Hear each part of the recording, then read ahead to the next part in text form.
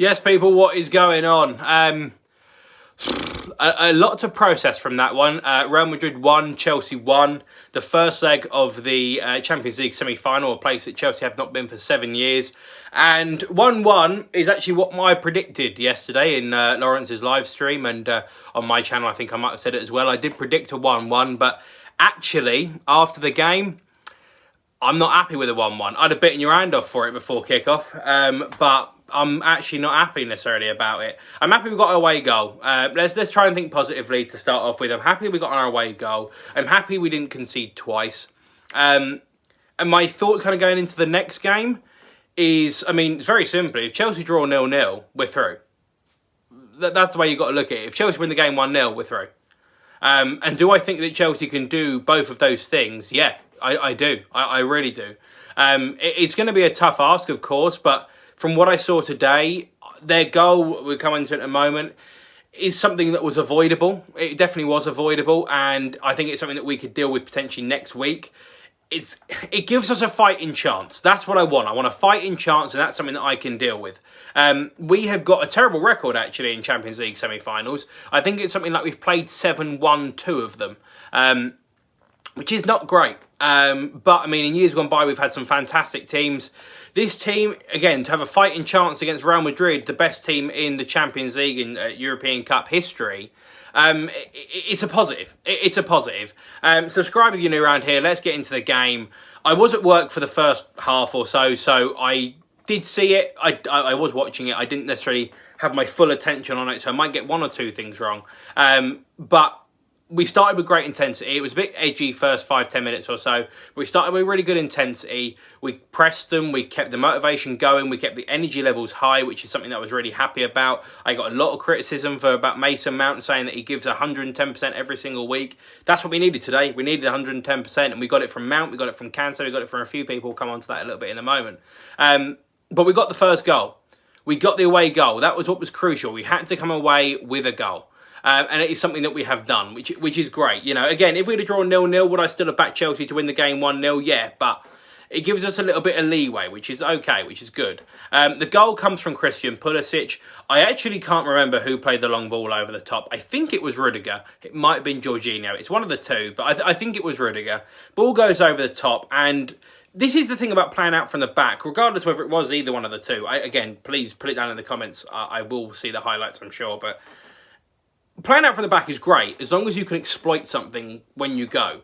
And the space, again, you pull them all out, you pull them all out, you pull them all out, and then you play over the top, or you exploit the space, whether it be long flowing passes along the floor or through balls or whatever. In this case, it was over the top. And Christian Pulisic does amazingly well to bring the ball down. And it's a weird angle for him, but he keeps calm, he keeps composed. He goes round Thibaut Courtois in a little bit unorthodox fashion and puts Chelsea 1-0 up, which is fantastic. Problem that I've got is actually that should have been 2-0 Chelsea, because Timo Werner missed a sitter.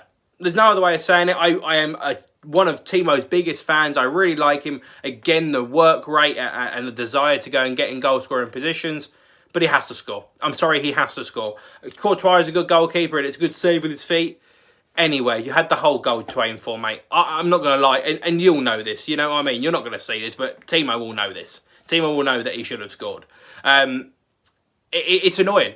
That game, again, if that Pulisic goal is 2-0 rather than 1-0, we're looking at a very different tie altogether. And Real Madrid, even in this game, would have to have come out of played in some more capacity, which then potentially would have left them open to a third. But unfortunately, it's still only one. That's a massive opportunity, and there was a few more opportunities as well. It was overhit passes from Pulisic. I think he had one or two. Werner, I think, had one. Mason Mount, you know, in the final third wasn't perfect. It was okay, but it wasn't perfect. And this is the difference. And it came to it. It's actually in the second half. I'll kind of fast forward quickly. And it's actually one in the first half as well. The ball goes across goal. Now, Mount, I think he could have been offside. But the intelligent thing to do is to put the ball in the back of the net. Because if you were offside, the linesman's flag would have gone up. VAR would have had a look at it to be certain. But I thought it was close. Put the ball in the back of the net, and it does get ruled out for VAR. Hey, fair enough, you've done what you can. It's a goal kick anyway. It's literally the same result. If Mount would have been maybe a bit more intelligent, a bit more switched on, that could have been again, I don't know if it was onside or not. We'll never know. But it could have potentially put Chelsea 2-0 up. Just one thing.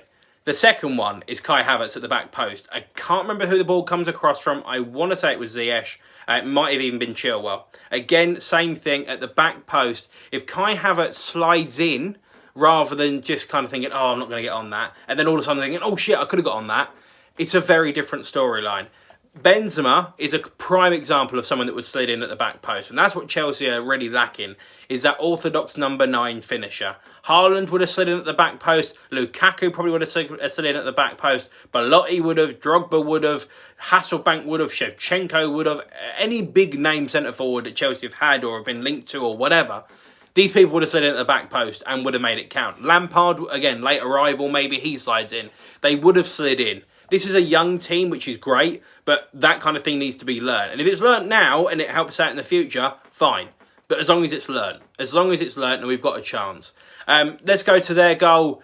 It could have been avoided. It could have been avoided. The ball goes out, comes back in, 2 flick-ons, and you allow Benzema to take a touch in the box and bang it. And it's a superb finish from him. Let's not lie to ourselves. Benzema, one of the best in the game. But just a prime example of how you can't give these guys too many opportunities. And we actually limited them to the amount of opportunities they had, but they did have a fair few. We limited them to a reasonable amount. In the second leg, where they have to score a goal, we can't afford to do that again. Because our hard work that we put in the first half goes completely out the window. Or in the first leg goes completely out the window. It's a big job for Chelsea next week, and it's definitely one that I'm happy and confident enough to say that we can get something out of this, of course. It gives us a fighting chance, which I saw a great tweet, I can't remember who said it, that Mount today played his 100th game for Chelsea, right? And if you'd have said, after he scored his first goal against Leicester 18 months ago, or however long ago it was, before all this shite show happened, that second game of the season, the first home game of the season against Leicester last season in this shirt, if you would have seen Mount score his first goal against Leicester and say in 18 months' time or whatever it is, on his 100th appearance for Chelsea, Chelsea are going to be playing against Real Madrid in the Champions League semi-finals, we'd have bitten your hand off and we actually would have laughed at you. It's a big step to make from a few academy products. Reece James came on today, didn't really look out of place, which was great to see. Mount, I thought, was brilliant in terms of winning the ball back and helping in terms of the press. It slowed down, and another thing, I'm not going to say like Ty, it's been raining, but the rain did impact the game for both teams. They were better when the rain came down, we weren't. We've got to adapt to that, we've got to learn. I think it did slow us down. That isn't going to happen necessarily in the second leg, but it was a factor. It was a factor. Yeah, I thought the energy was great. I thought the work rate was great. We did present them with a few too many chances in my eyes. We kept them down, but I mean, you don't allow them to create like 3, 4 chances, 5 chances. They ain't going to score twice. They ain't going to score once, probably even. It's just, I just want to see, just get over the line. And again, the next week's game is the big one.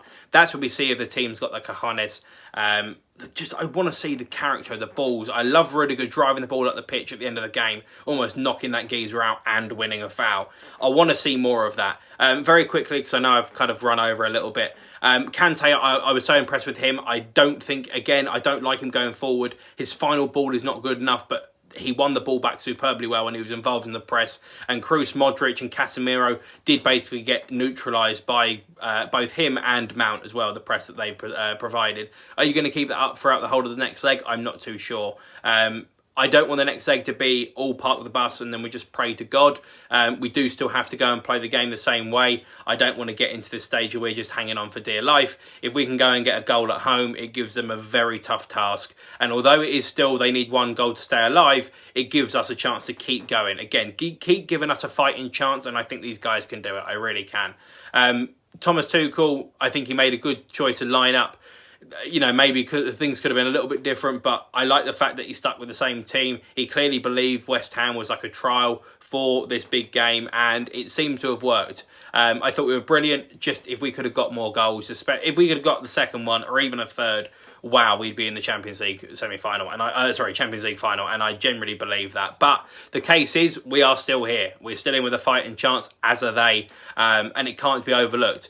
But look, 1-0 next week, 0-0 next week, Chelsea go through. That's the bottom line. And I think both those scorelines are achievable. So yeah, that's just my review. Thank you for watching. If you're new around here, make sure you subscribe. I think Chelsea did very well, and I don't think Real Madrid were ready for what came. And although they did a lot later on in the game, we should have made them pay early doors. But thanks for watching. Make sure to subscribe, and I'll see you next week.